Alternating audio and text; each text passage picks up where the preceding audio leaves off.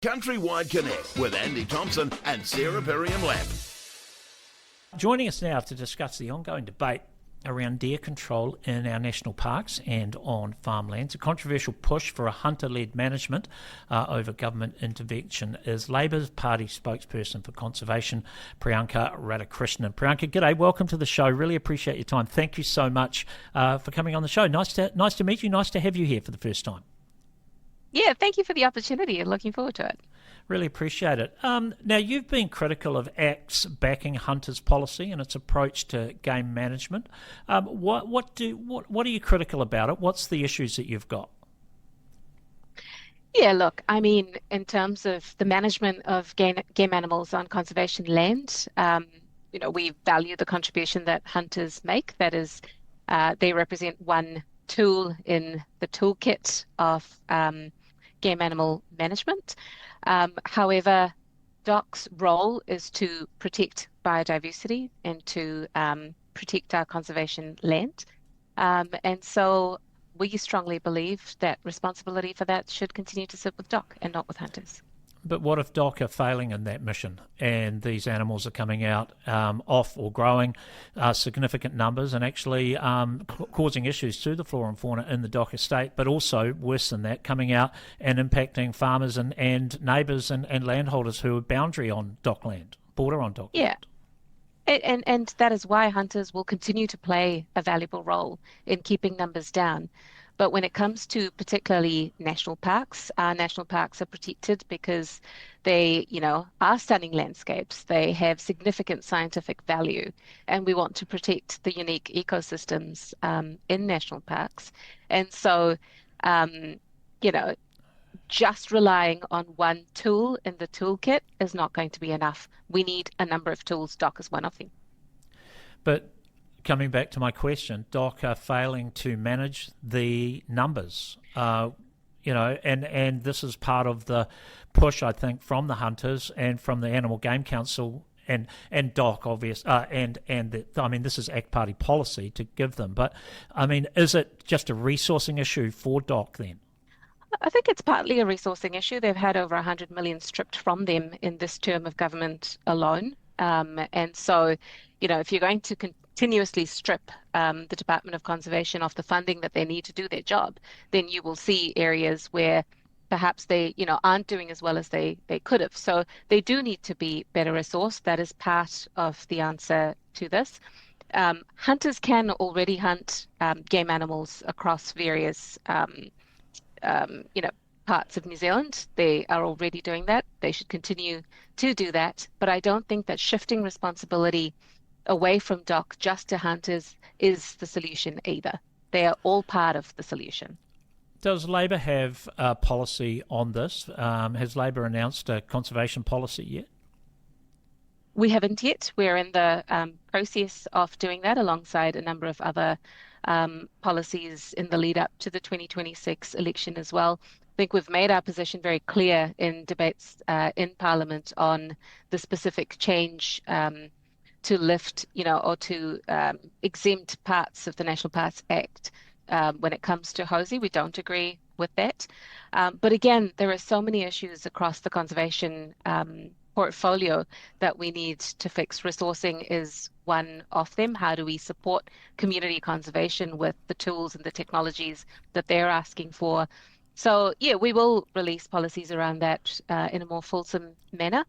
Hosie is just one part of it. I want to talk about Hosie in a minute, but I just do want to talk about the responsibilities for the conservation estate. The conservation estate is PCL, public land, public conservation land, yes, which means by default we all have a say. We all have an opportunity. It belongs to all of us. I think one of the criticisms from, say, farmers, hunters, federated farmers, is that the majority of that control, the majority of that say, seems to go to some special interest groups, whether you're talking about, trampers, walkers, that it's unbalanced. Is that fair? Is that a fair criticism? I don't know if it's unbalanced necessarily. Your point around public conservation land is an important one. That is absolutely true. It is conservation land. It is land that is protected for the use of everyone, of New Zealanders, of the next generations. And that's why we pushed hard against some of the changes in the Conservation Amendment Bill that would have weakened thresholds and allowed for the sale and exchange of up to 60% of public conservation land. We saw clearly that New Zealanders were opposed to that because people need to be able to access it for recreational purposes as well. So you're right, we do need to ensure that there is access to various groups and not just specific groups, and DOC has a role to manage all of those interests and manage the land to allow that access for all New Zealanders, and that's what we would support.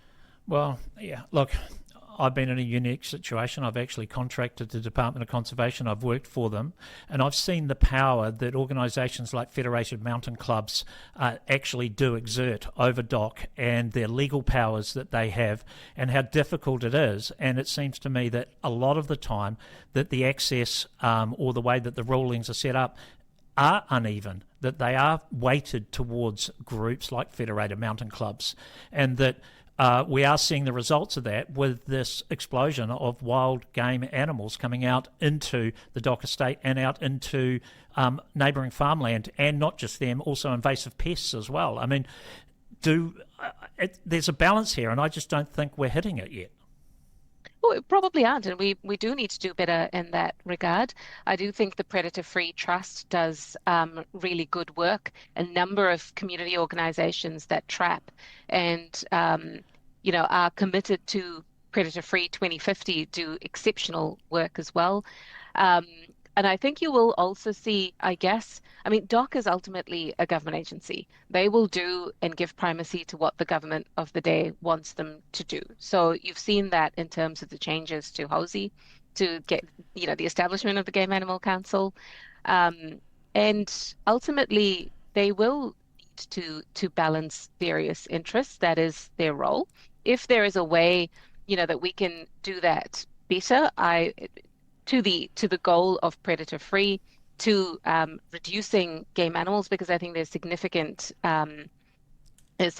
evidence to the damage, in terms of the damage that they do, or they pose, the threat that they pose to native ecosystems. If there are better ways to manage all of that, I'm really open to looking at that. I've been out and met with a number of groups, conservation groups. I've been on the Parliament hunt as well and met with the Game Animal Council.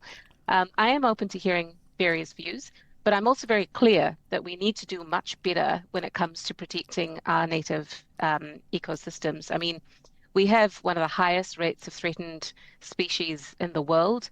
It's something like only 31% of our native species are not threatened, and that's not a good place to be in. So we need to ensure that we've got a toolkit to do better. It's interesting on this herds. Sorry, I want to talk about herds of special interest in a second, but on the on the Act ruling, Federated Farmers, or talking about that, the Game Animal Council, Federated Farmers have actually come out quite strongly against it.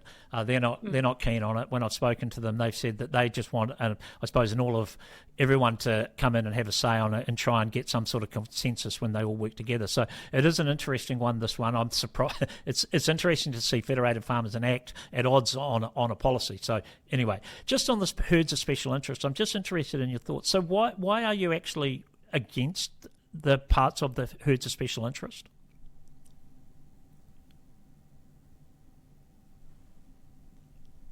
For you, you're frozen for me at the moment. Yeah, sorry, we just froze. I'm not sure if you heard my question. I was asking you, what is the opposition to the herds of special interest then from Labor, from yourself?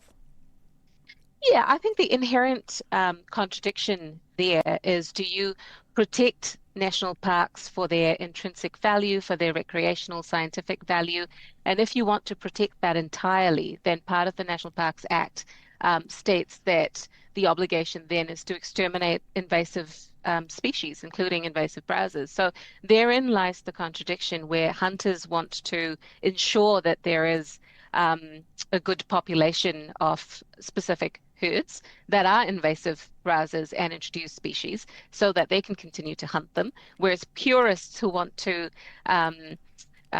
protect national parks to the greatest extent possible will want to get rid of all of those browsers. So that's the inherent contradiction that we need to, I guess, find a way through.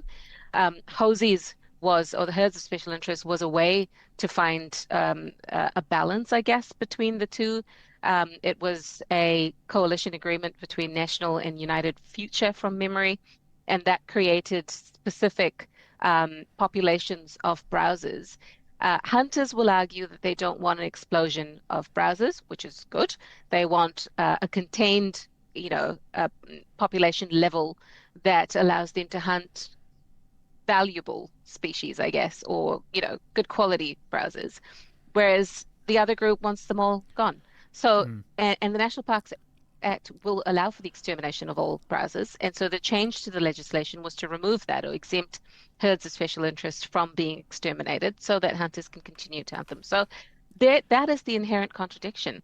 And frankly, Labour's not opposed to hunting. We do agree that there is a hunting culture in New Zealand. There are also groups like the Fiordland Wapiti Foundation that do some good work with venison and deer and supplying them to food banks and so on. So there is that other side of it as well. However, you can hunt browser species outside of a national park as well. And I guess that's where we have a slight problem with the exemption regime there in national parks specifically. Yeah, I think we end up with some real issues with the National Parks Act and the way that it is written, and it's quite specific on this. And that's coming back to, my comments about organisations like Federated Mountain Clubs, who have a very sort of, a very focused view on the Act as well. Priyanca Radhakrishnan, thanks so much for your time on the show today. Really appreciate it. Lovely to chat again. Thank you. Thank you. Thanks for having me on your show. All right, that's quite an interesting one there. Not 100% sure exactly what the right way forward with this one, but I certainly know it is a very it's a fraught issue, and a lot of people have got a lot of opinions on it. So I guess we'll just have to wait and see where this goes. But those hosey herds and the Act policy to allow the Animal Game Council to basically take control of the numbers in the national parks is a very interesting policy. Countrywide Connect with Andy Thompson and Sarah Perriam-Lamp.